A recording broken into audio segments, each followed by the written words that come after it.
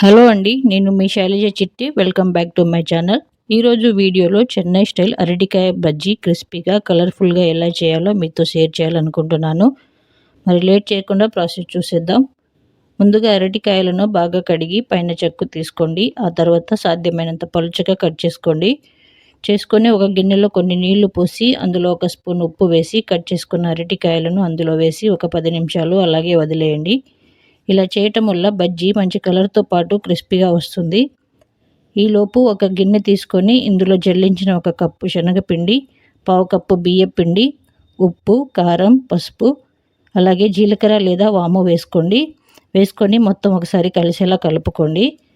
ఆ తర్వాత తగినంత నీళ్లు పోసి సుమారుగా 3 నిమిషాల పాటు గడ్డలు లేకుండా బాగా బీట్ చేసుకొని అందులో కొంచెం వంట సోడా వేసి మరోసారి కలుపుకొని ఆ తర్వాత కట్ చేసిన అరటికాయ చిల్లికను పిండిలో ముంచి మరిగే వేడివేడి నూనెలో వేసి 2 వైపులా ఎర్రగా వేయించి తీసుకోవాలి.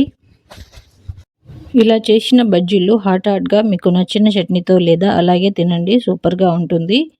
మీరు ట్రై చేయండి అండ్ మీకు ఎలా కుదిరిందో కూడా కామెంట్లో తెలియజేయండి. అండ్ మరిన్ని టేస్టీ అండ్ హెల్దీ రెసిపీస్ కోసం ఛానల్ని సబ్స్క్రైబ్ చేసి లైక్ కూడా చేయండి.